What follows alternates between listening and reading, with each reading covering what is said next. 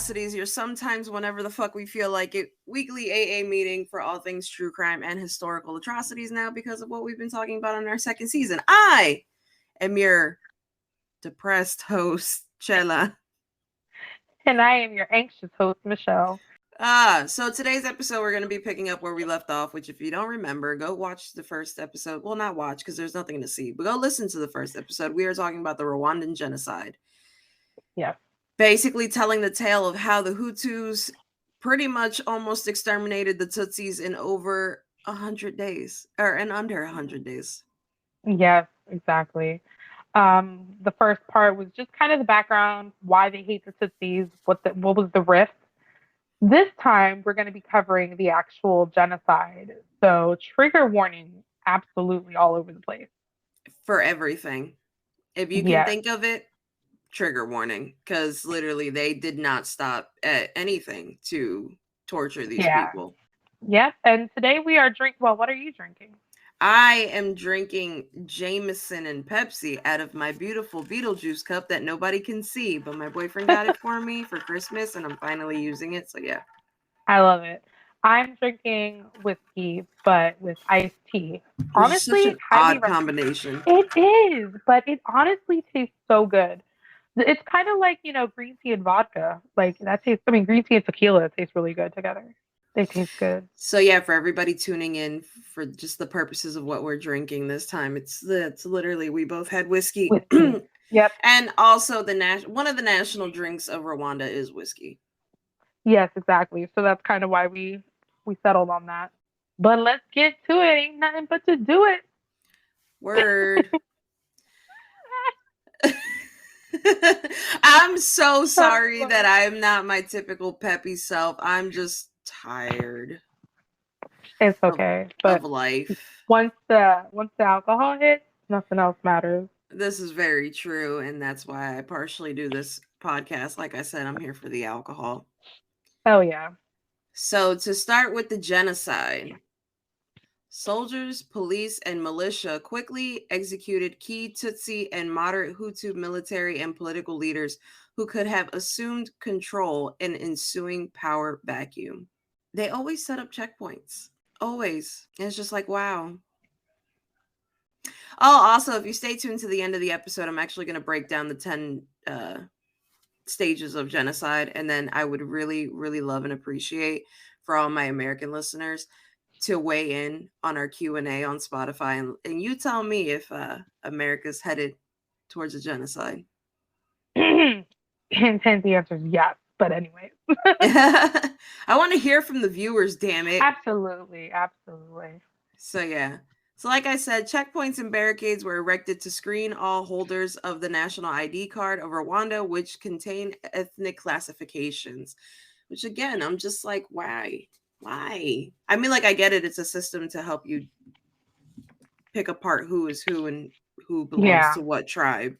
But it's just, it baffles me every single time I think about it because I am an easily baffled being.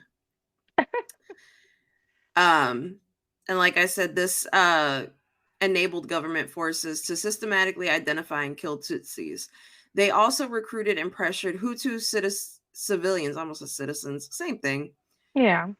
To arm themselves with machetes, clubs, blunt objects, and weapons, and encourage them to rape, maim, and kill their Tutsi neighbors and to destroy or steal their property.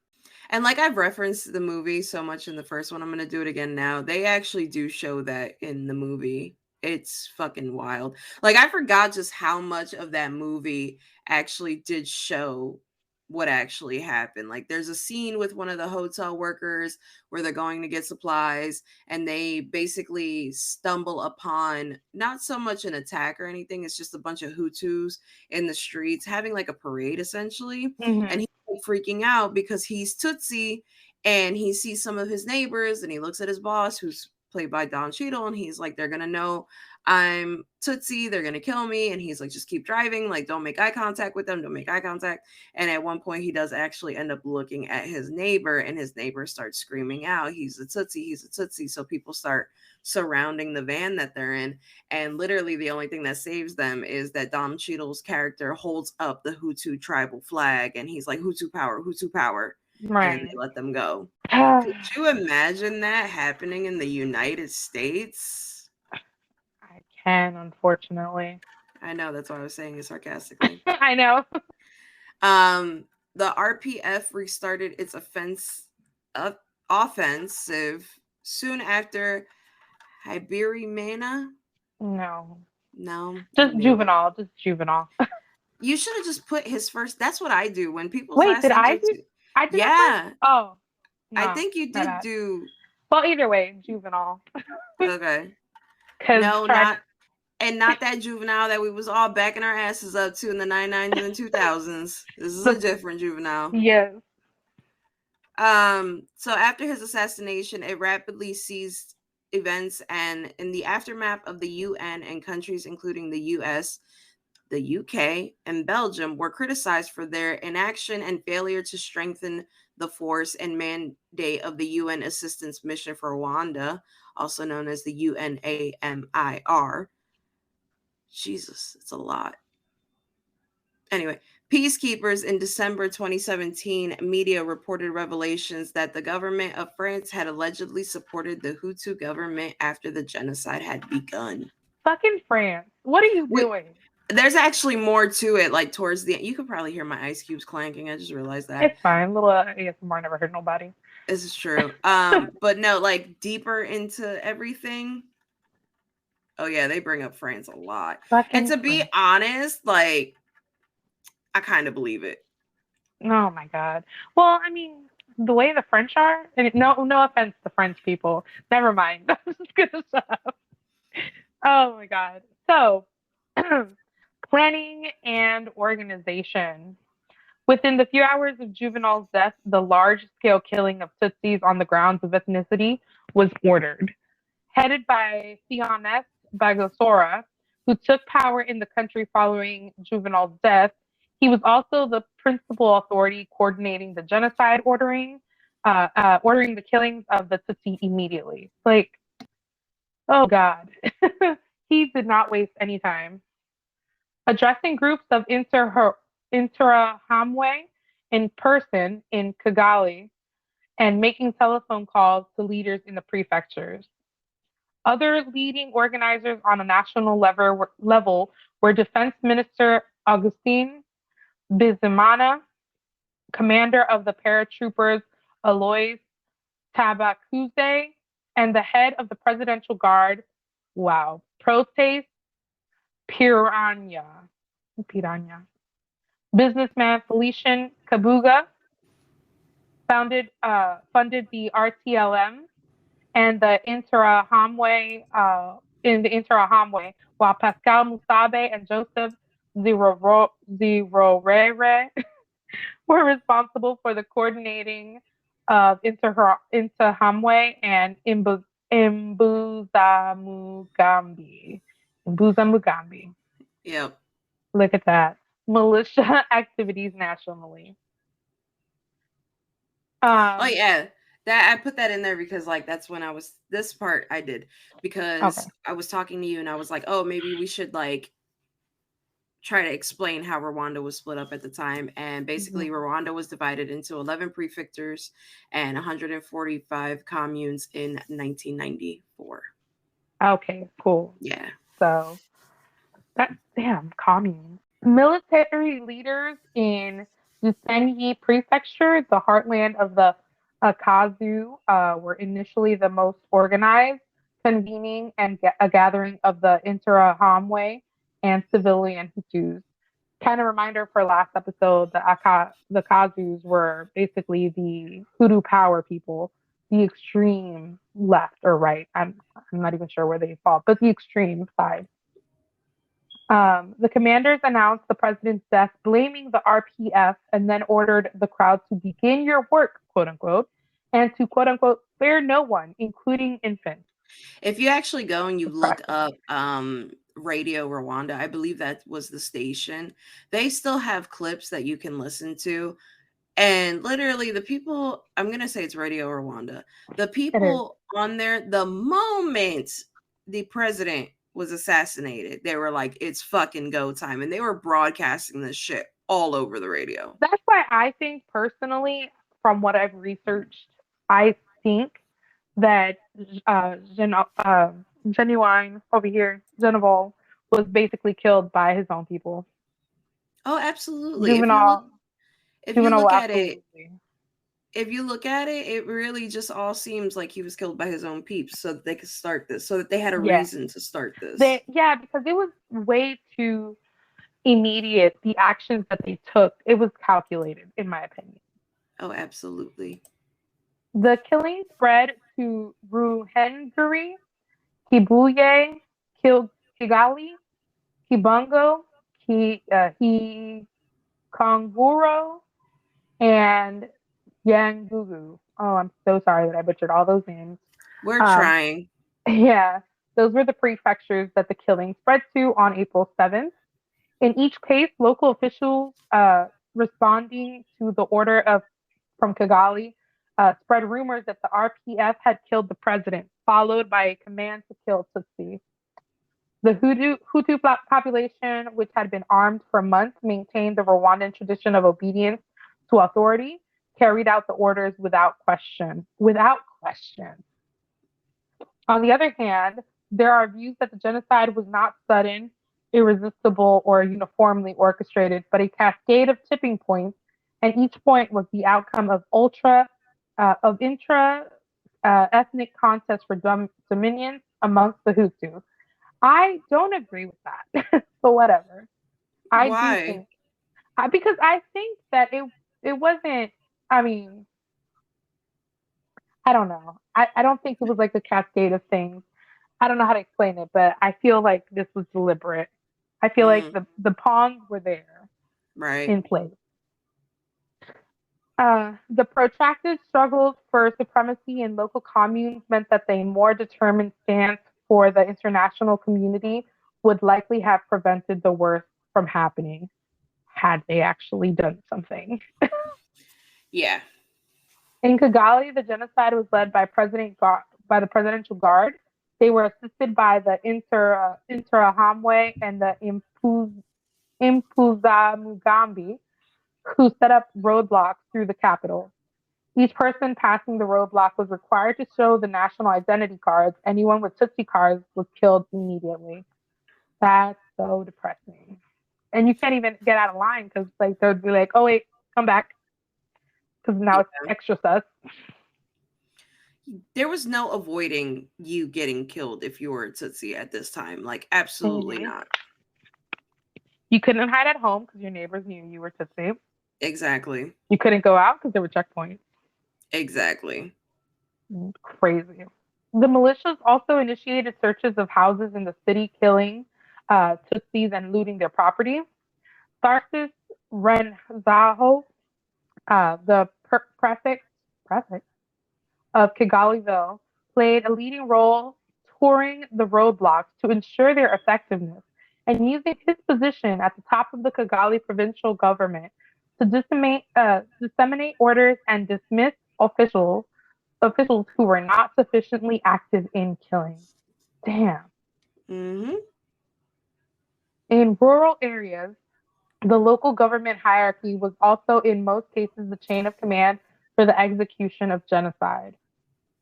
The prefect of each prefecture acted in orders from Kigali disseminated instructions to the commune leaders, bourgmesters. I don't know French. Who's mesters? I don't know. Who in turn issued directions to the leaders of the sectors, cells, and villages within their communes. The majority of the actual killings in the countryside were carried out by ordinary civilians under orders from leaders. Yeah, people were highly motivated. Highly Oh, motivated. indeed. Tutsi and Hutu lived side by side in their villages, and families all knew each other, making it easy for Hutu to identify and target their Tutsi neighbors. Oh, that's so depressing. Gerard Prunier ascribes the mass complicity of the population to a combination of quote unquote democratic majority ideology in which Hutu had been taught to regard Tutsi as dangerous enemies, the culture of unbending obedience to authority, and the duress factor, villagers who refused to carry out orders to kill were often branded as Tutsi sympathizers and they themselves killed. So even if you didn't feel right about the killing, you did it because if not, it would be your head. Yep. That's really depressing. And I'm just saying, bro, if it came down to it, I'd kill you. Yeah, I mean, I'm not gonna fucking die. Shit. Not by I'm just machete. saying. I don't want to get chopped up into tiny little pieces while I'm still alive. Yeah, if it came down to it, I'm gonna fucking. It's gonna be me if it comes out of me or you. It's gonna be me. It's gonna be mine. Oh god. There were a few killings in the prefectures of Gitarama and Butare during the early phase, as the prefects of those areas were moderates opposed to the violence. The genocide began in Gitarama after the interim government relocated to the prefecture on April 12th. Butare was ruled by the only Tutsi prefect in the country, Jean Baptiste Habyarimana. A lot of them end in mana. I just realized. It's just like when we did Nikolai's episode, a lot of people ended in Two. Chesku. Yeah. Jean refused to authorize any killings in his territory. Well, obviously, because you're a Tutsi, but anyway, I guess. And for a while, Butare became a sanctuary for Tutsi refugees from elsewhere in the country. This lasted until April 18th, so 6 days, guys, when the interim government dismissed him from his post and replaced him with government loyalist Sylvain Sabimana. The crisis committee appointed an interim government on April 8th used the terms of the 1991 Constitution instead of Arusha Accords, which was the peace treaty that they originally had. The committee designed Theodore Sindi Kubwabo, Cindy Kubwabo as interim president of Rwanda, while Jean Kambanda was the new prime minister. All political parties were represented in the government, but most members were from the Hutu power wings of their respective parties. You know what I don't get? Mhm. The countries that have a president and a prime minister, because don't they do the same thing? Yeah, I don't get that either. Like, I understand having a monarchy and then having a president because most monarchies that are around, the English monarchy, are just figureheads. They don't really do anything. Hmm. So I understand parliament and the prime minister. But like for some other countries, it's like, wow. There's even some countries that have a monarchy, a president, and a prime minister. And I'm like, what the fuck are you guys all doing? Yeah, I don't understand that either. I would like to know more, but I don't know. The interim government was sworn in on April 9th, but relocated from Kigali to Gitarama on April 12th, ostensibly fleeing RPF advances on the capital. The crisis committee was officially dissolved, but Bagasora and the senior officers remained the de facto rulers of the country. Bagasora is out here just claiming shit. Absolutely. The government played its part in mobilizing the population, giving the regime an air of legitimacy, but was effectively a puppet regime with no ability to halt the army or intra-Hamway's activities. When Romeo Dallaire visited the government's headquarters a week after its formation, he found most officials at leisure describing their activities as quote unquote sorting out the seating plan for a meeting that was not about to convene anytime soon. So basically, wasting time. I feel like most of the things that they did was a waste of time for them to do what they initially wanted to do, which was just get rid of all the Tutsis. So as much as they could stall everything else, they were going to because they had one mission and one mission only. Exactly. Sucks. Yeah. So the death toll and timeline. And the means of killing, because there was multiple different means of killing. I'm trying to lighten the shit up, okay? Because we're about to get into It's like, rough. Yeah. yeah, we're about to get into the worst of the worst.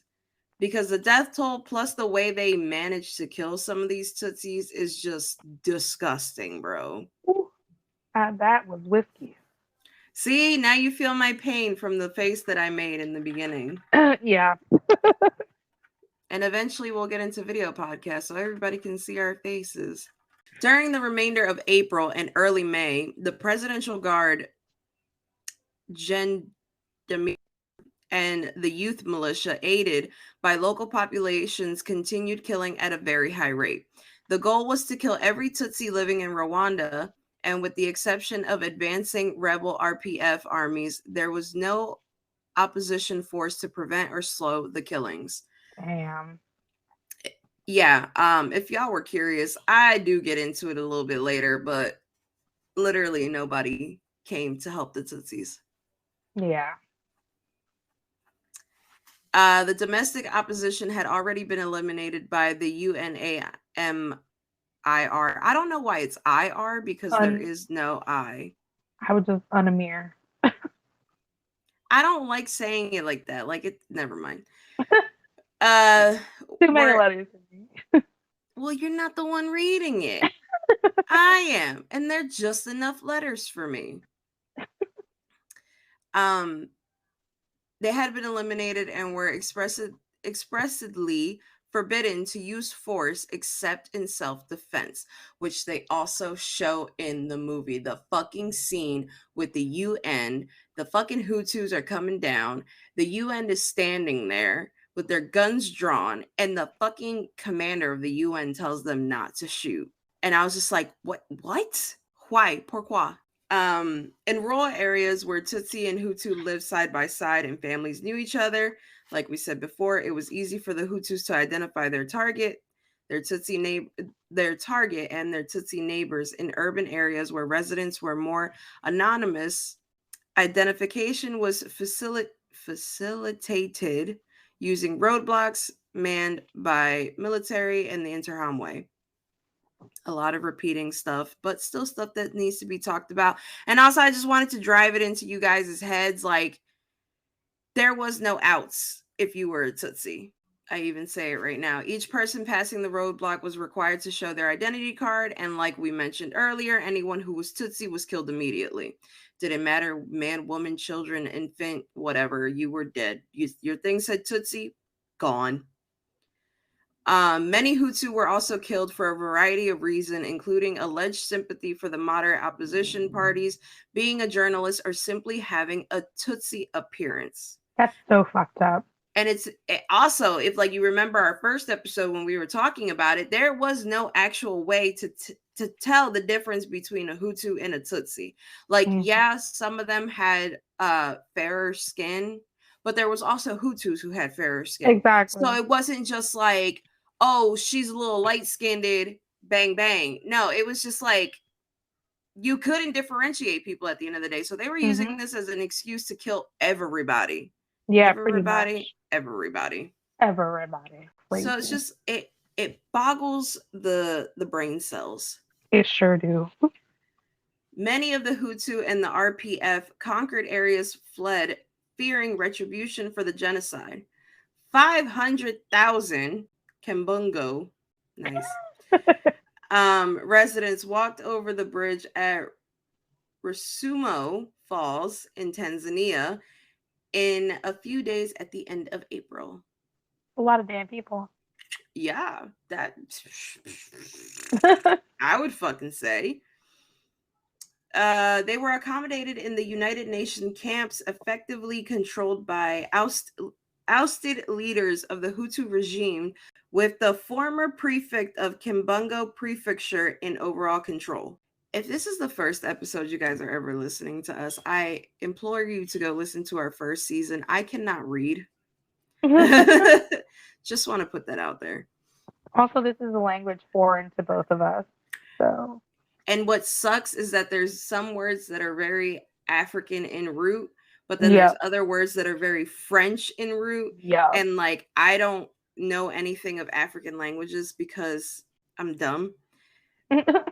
But it's funny because like I don't fluently speak French, but I do when I need to. And you speak Italian, but at the end of the day, we both share the commonality that we both speak Spanish. Yep. So we're either trying to pronounce it in Italian, French, or Spanish. a mess. And we mean absolutely no disrespect. We're just fucked. Yeah. And we've tried, like, at least I definitely try the pronunciations when I'm researching. But by the time I get to the episode, I forgot all that. Yeah, and we talked about that in one of our last episodes, like Yeah. where I think it was Carl Denke's episode where we said we were not trying to outright pronounce shit wrong. It's just we do the research, we have the research, we plan on recording one day. 15 days go by, then we sit down and record, and we're just like, Hmm. fuck, we forgot how to pronounce everything. Yep, sounds about right. So please do not hate us. But if you do choose to hate us from afar because we cannot handle rejection. At all. In the remaining prefectures, the killings continued through May and June, but they became low-key and sporadic. That's why I have a hard time believing that this took place all under 100 days. Hmm. I feel as though they focus on 100 as the worst days, but I'm pretty sure shit happened on the 101st day. Probably. Because most of the Tutsis in those areas were already dead, like we said before, most of these areas stopped or like was doing it every once in a while because everybody was fucking dead. There was nobody fucking left. Jesus Christ. I honestly believe, or at least I think, that once the Hutus exterminated the Tutsis that were there, they just started killing each other because they were just like, Yeah. you looking a little white today there, buddy. Right, exactly. The interim government wished to rein in the growing anarchy and engage the population in fighting with the RPF. Fun times. On June 23rd, around 2,500 soldiers entered southwest Rwanda as part of the French-led United Nations Operation Turquoise. This was intended as a humanitarian mission, but the soldiers were not able to save significant numbers of lives because they didn't fucking try. Exactly. I put the actual Operation Turquoise towards the end of everything. Okay. Yeah. The genocidal authorities were overtly welcoming of the French, displaying the French flag on their own vehicles, but killing Tutsis who came out of hiding seeking protection. Damn. Damn. Yeah. In July, the RPF completed their conquest of the country with the exception of the zone occupied by Operation Turquoise. I fucking hate it here. Yeah. It's so bad. The RPF took Kigali on July 4th and how do you say that? Gisenyi. Gisenyi and the rest of the Northwest on July 18th. I almost said 8th. 18th. The genocide was over but had occurred in Kibungo. Yeah, look at you. Right? The Hutu population fled in mass across the border, this time into Zaire with Bagarosa. Bagasaura. Same shit. And the other leaders accompanying them. The succeeding RPF government claimed that a lot of people were killed in the genocide. 94% of who were Tutsis. Oh my god, I absolutely love you. That caught me so off guard. You can say the actual number. I have dyslexia when it comes to numbers, so if you got more than one comma, I can't figure it out. Fair enough. Yeah, so it's 1,074,017 people. That's Yeah. 94% A lot of of that was people. Tutsi. Yeah. That's a lot of people. Oh my god. Yeah. Yep.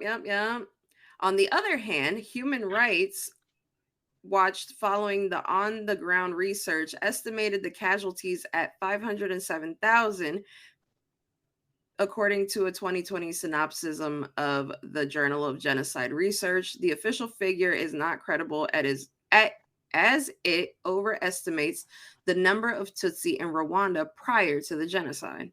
That's why I was saying in the last episode, I was like, you're getting the number I'm about to read. I was getting a different one. Right. Because exactly. there's uncredited, like, shit sources out there. Right. Using different methodologies, the scholars in the synopsis estimated 500,000 to 600,000 deaths in the genocide, around 2/3 of the Tutsis in Rwanda at the time. So, see, back to the number that you got. Yeah. Oh God. I just read ahead. Yeah, I actually talk about that more later on. Oh my God. Thousands of widows, trigger fucking warning. Yeah, massive trigger Thousands, warning. thousands of widows, many of whom were subjected to rape, became HIV positive. There were about 400,000 orphans, and nearly 85,000 of them were first forced to become heads of families. Damn. Yeah, and an estimated 2 million Rwandans, mostly Hutu, were displaced and became refugees. Additionally, 30% of the Pygmy. Pygmy Yep. Batwa were killed. On April 9th, UN observers witnessed the massacre of children at a Polish church in Kingangdo. Yep. Yeah. The same day, 1,000 heavily armed and well-trained European troops arrived to escort European Yep. Let me gather myself. Hold on, I need to take a break.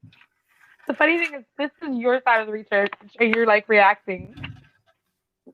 When I tell you I was pissed off, because as I'm typing this part of it, right, it was a stormy night. No, it was nighttime. It was about 2:00 in the morning, and I was watching Hotel Rwanda while typing this part. And as I was literally typing this line with the European troops arriving only to escort European citizens or civilians, at the same time on my phone, the movie had hit that exact point where they were only taking the European citizens or civilians out of the hotel. Right. And to just see the distraught look on all the Tutsis that were in there, and how the UN commander went to Don Cheadle's character and was like, they're not gonna help you because you guys are the N-word, you're this, you're that. And it was just like, damn, like I'm typing it and seeing it at the same time, and I just couldn't fucking believe my senses. Yeah, it's crazy. Yeah. The troops, however, did not stay to assist the UNAMIR media coverage. Media coverage picked up on the 9th as the Washington Post reported the execution of Rwanda employees of relief agencies in front of their ex-pirate. Yeah, I know that's not. Yeah, that. Colleagues. Most of the victims were killed in their own villages or in towns, often by their neighbors and fellow villagers. The militia typically murdered victims with machetes. Some army units used rifles. The Hutu gangs searched out victims hiding in churches and school buildings and massacred them. I will get into that in a little bit. Local government and radio stations would direct regular citizens to kill their neighbors. The ones who refused were often killed on the spot. And this is a direct quote. Either you took part in the massacre or you were massacred yourself. Fuck. And yes, I know it sounds like we're repeating ourselves, but this goes a little bit more in depth into what Michelle was talking about. Thousands sought refuge in the official technical school of Kigali, where Belgium UNAMIR soldiers were stationed on April 11th. The Belgian soldiers withdrew. The Belgian soldiers withdrew Rwandan armed forces and militia, killing all the Tutsis. Damn. Rape was used as a tool by the Interahamwe, the chief perpetrators, to separate the consciously heterogeneous population and to drastically exhaust the opposing group. This use of propaganda played an important part in both the genocide and the gender-specific violence. The Hutu propaganda depicted Tutsi women as, quote, a sexually seductive filth column in the league with the Hutu enemies. What the fuck, bro? Right? The exceptional brutality of sexual violence, as well as the complicity of Hutu women in the attacks, suggests that use of propaganda had been effective in the exploitation of gendered needs, which had mobilized both female and male to participate. Soldiers of the Army for the Liberation of Rwanda and Rwandan Defense Forces included the Presidential Guard and civilians who also committed rape against mostly Tutsi women, although Tutsi women were the main targets. Moderate Hutu women were also raped. This is where it gets bad, bro. Like, If you thought extremely it was bad fucking already. bad. Because I understand, like, chemical warfare. This is so Yeah. far from chemical warfare. Yeah. HIV infected men were recruited by the What? Genocide years. Cool, let me reread that. HIV infected men were recruited by the genocideers, whatever, during the conflict. Hutu extremists released hundreds of patients suffering from AIDS from hospitals and forced them into rape squads. Fuck. The intent was to infect and cause a slow, inexorable death for their future Tutsi rape victims. Tutsi women were also targeted with the intent of destroying their reproductive capabilities. Sexual mutilation sometimes occurred after the rape and included mutilation of the vagina with machetes, knives, sharpened sticks, boiling water, and acid. Men were also victims of sexual violation, including public mutilations of genitals. Some experts have estimated between 250,000 and 500,000 women were raped during the genocide. That is a lot. Holy shit. Yeah. That's crazy because, like, one thing is like the worry about being murdered. It's another thing that you got to worry about getting raped, getting AIDS, all of that crazy stuff. Oh my god, rape Yep. squads. Like, I can't. My brain doesn't wrap around rape squads. Like, what the Fucking rape fuck? squads, bro. Fucking rape squads. Yeah, And it's just like, I know that part's going to be very hard for a lot of people to listen to. So I don't blame people for not wanting to listen to the episode of Rwanda. But I feel as though that I had to put the rape squads in because I it's needed such. Yeah, it's I a new needed level of crazy. everybody. Yeah, like I know with most genocide things that on the basic level everybody knows. Everybody knows about, the Holocaust in the camps and stuff, the gassing, the, shooting them at point blank range, the starvation. Personally, though, I had never heard of there being rape squads. Were Mhm. Jewish women raped? Yes.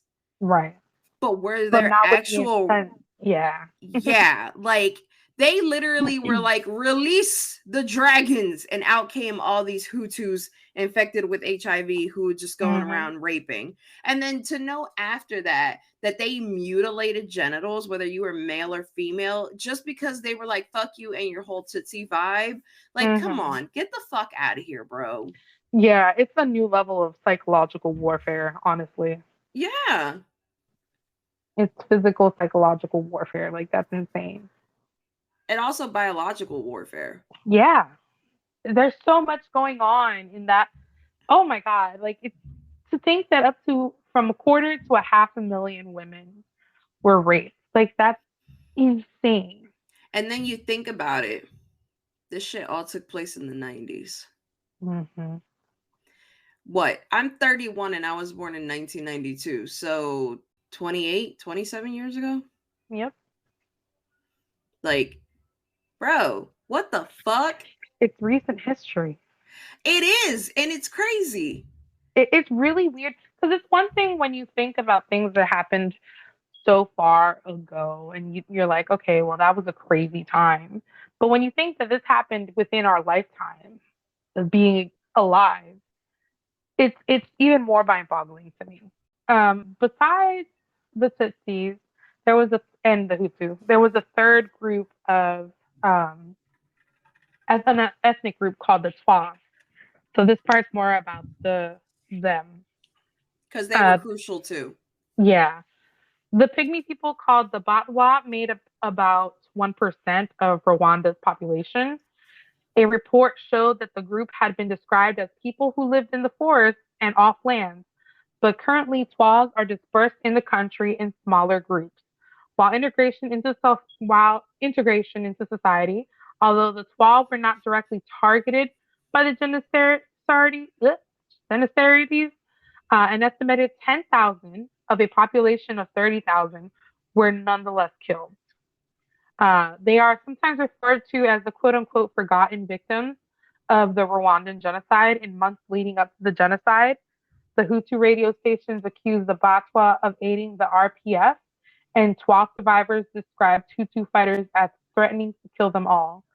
So even though they only made up 1% of the population, only about 30,000 people, one third of them were killed.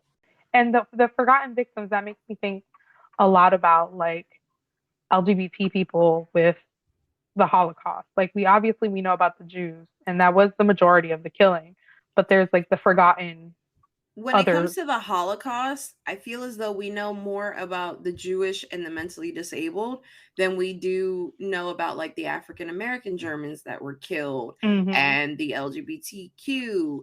And it's crazy because like you have these conversations with people and you're like, yeah, everybody wore a different star. And they're like, no, they didn't. They all wore a gold star. No, the pink That's star the meant Jews. they were Yeah. gay. Hmm. I forget what the other stars were, but I remember having this argument with somebody and literally like telling them to pick up their fucking computer that they have in their hand and Google it. Yeah, it is. It is wild to like think about those forgotten people, but nonetheless, the Twa were also being killed just because they were considered like sympathizers. Mm-hmm.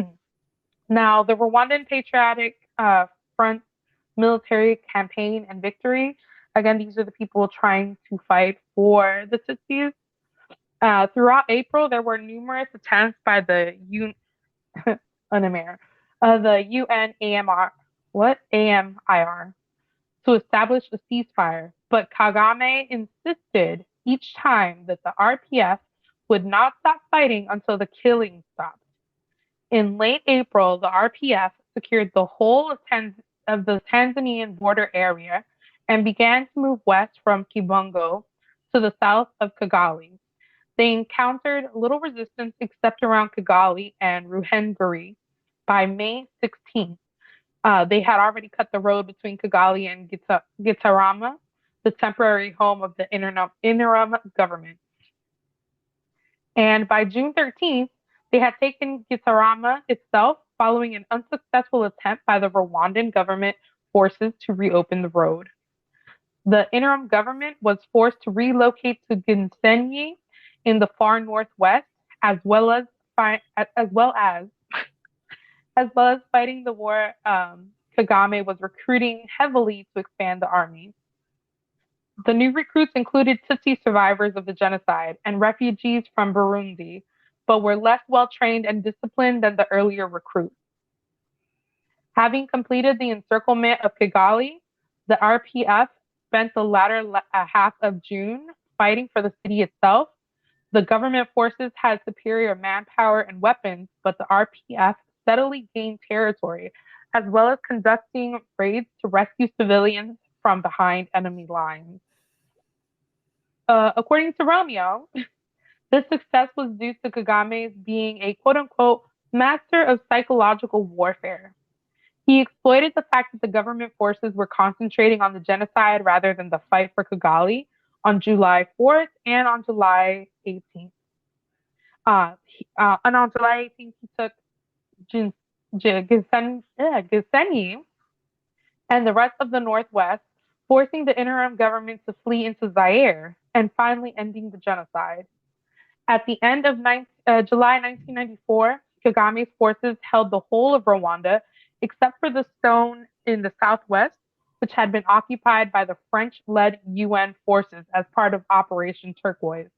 So besides that, they had the whole of Rwanda. The Liberation Day for Rwanda would come to be marked as July 4th and is commemorated as a public holiday.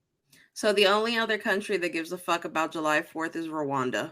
Yep, they have their own liberation that day. So the killings by the RPF. RPF killed about 30,000 people considered enemies of the Tutsis. Some witnesses blame Kagame himself for ordering killings. I, the other side is killing So you're going to kill. Like, it just makes sense. But It's that's kill just or be me. killed. It literally is 100%. After ICTR investigators reportedly discovered 2 layers of bodies in a mass grave in Kibuye in 1996. Damn, so 2 years later, Yep. they were still finding bodies. One of the Tutsi victims of the genocide and another left by RPF killing Hutu civilians. Further forensic investigations were prohibited by the Rwandan government. Look at that. Mm-hmm. French scholar Andre mm, Guillocaus, sounds right, Yeah. charged the post-genocide government with deliberate destruction of evidence regarding killings of Hutu in order to avoid prosecution by the ICTR. Some critics have suggested that these crimes should have been prosecuted by the ICTR or even amounted to genocide under international law. Mm. So, like Spain, they're basically just like, no, no, nothing happened. Yep. In contrast, the post genocide regime maintains that killings by RPF soldiers were perpetuated by undisciplined recruits seeking revenge, and all such transgressions were promptly punished. It's a damn lie, but okay. The first rumors of RPF killings emerged after 250,000, mostly Hutu refugees, streamed into Tanzania at the border of crossing Rusumo on April 28th, 1994. The refugees had fled before the Tutsi rebel arrived because they believed the RPF was committing atrocities. The audacity. The audacity. A spokesperson for the United Nations High Commissioners for Refugees observed that, quote unquote, there's a lot of propaganda by the government radio aimed at the Hutu, which makes them feel very anti Tutsi, which we already know about. Yep. After RPF took control of the border crossing at Rusumo on April 30th, refugees continued to cross into the Kagera River, ending up in remote areas of Tanzania in early May. The UNHCR began hearing concrete amounts of accounts of atrocities and made this information public on May 17th. After the RPF took power of Rwanda, the UNHCR sent a team led by Robert Gersoni to investigate the prospects for a speedy return of the nearly 2 million refugees that had fled Rwanda since April. 2 million refugees, man. And this is just a month later. Mm-hmm. After interviewing 300 people, Gersoni concluded that, quote unquote, clearly systematic murders and persecution of the Hutu population in certain parts of the country had taken place. Gersoni's findings were suppressed by the United Nations. By the United Nations. Oh, Mm. oh shit. The, the Gersoni report did not technically exist because Gersoni did not complete it, but a summary of an oral presentation of his findings were leaked in 2010. Wow, interesting Mm-hmm. conspiracy.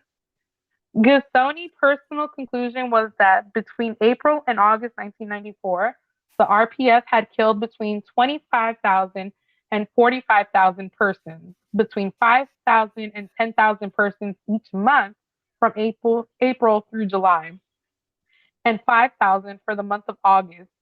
The new authorities categorically denied the allegations of Gersoni, details of which were leaked to the press.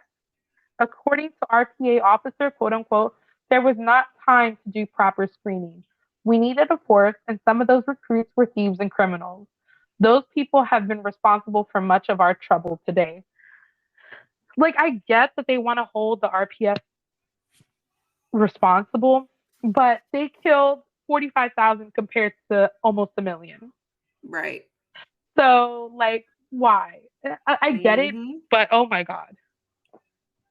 In an interview with journalist Stephen Kinzer, Kagame acknowledged that the killings occurred, but stated that they were carried out by rogue soldiers and had been impossible to control. I feel like they're trying to hold the RPF more responsible than the Rwandan government.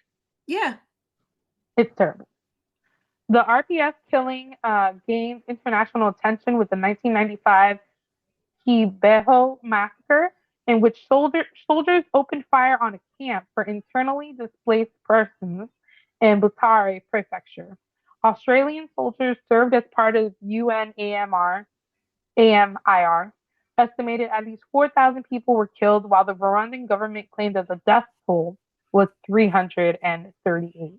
That is a vast fucking difference. Somebody don't know how to count The math is not mathing, at bro. all. At all.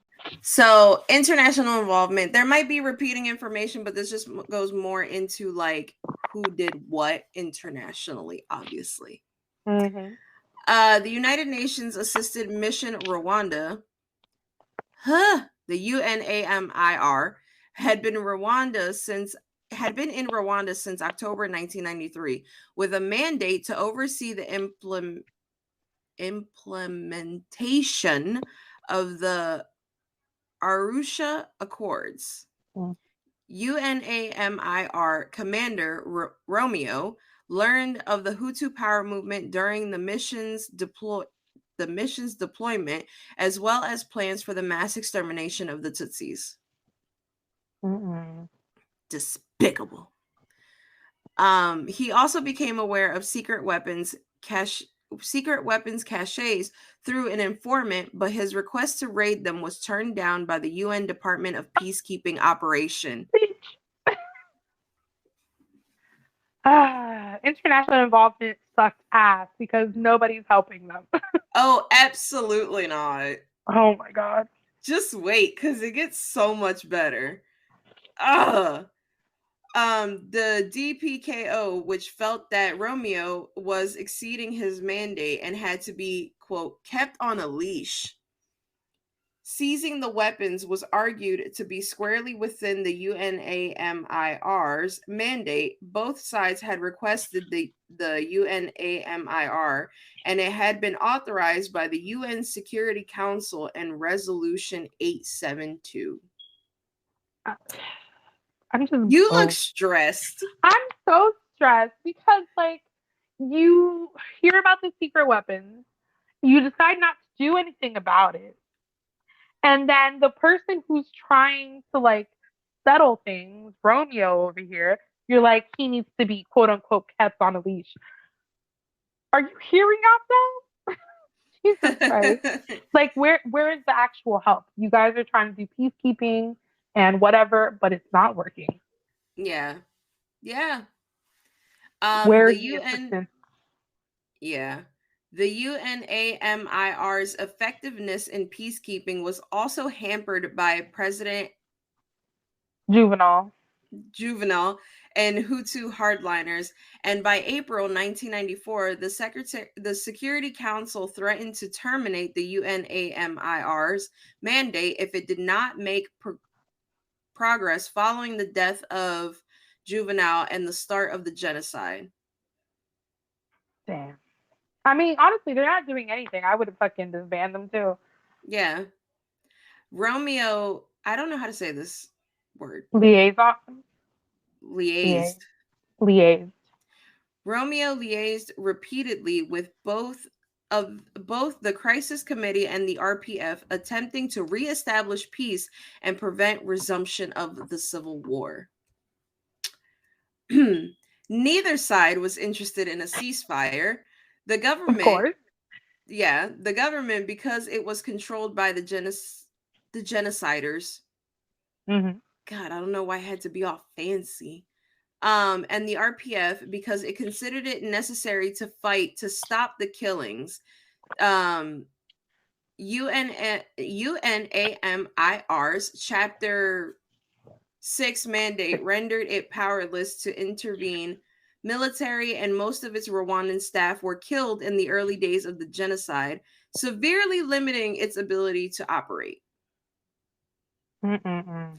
This just keeps getting better and better. The UNAMIR was therefore largely reduced to a bystander role, and Romeo later labeled as its failure. Mm-mm. Yep. It's Honestly, yeah, that's exactly what happened. They were not actively trying to keep the peace. They were more of a bystander with occasional like input. yeah, like the security guards in the high school that would watch the fight go down and then go, maybe you guys shouldn't be fighting. Yeah, pretty much.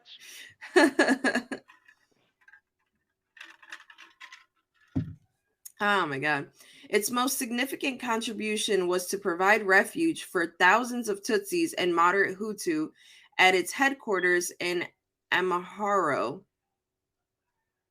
I'm going to go with that. Sounds about right. Yeah, in Amaharo Stadium, as well as other secure UN sites, and to assist in the evacuation of foreign nationals, because at the end of the day, the only people they actually gave a fuck about was the white We're people that their were in own, Rwanda. pretty much. And I say white people meaning like Italians, Russians, Belgium, French, all those people. I'm just Yeah. grouping them together as white people. Yes. On April 12th, the Belgian government, which was one of the largest troop contributors to the UNAMIR, had lost 10 soldiers protecting Prime Minister. You willingly yama. Mana. Yamana. That they soon they soon after announced that they were withdrawing, further reducing the force's effectiveness. Fuck, bro. They were barely functioning as is, guys. Come on. It's this is all like horrible. It really is.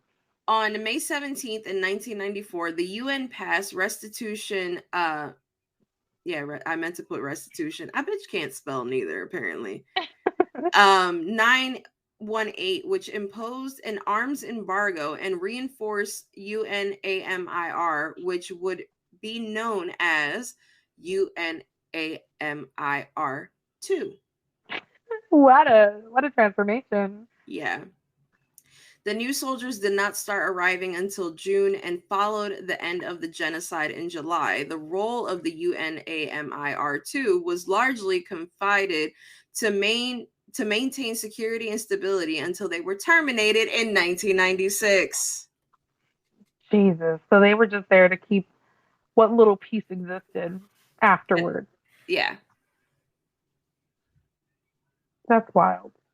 This has been insane. this has been a ride.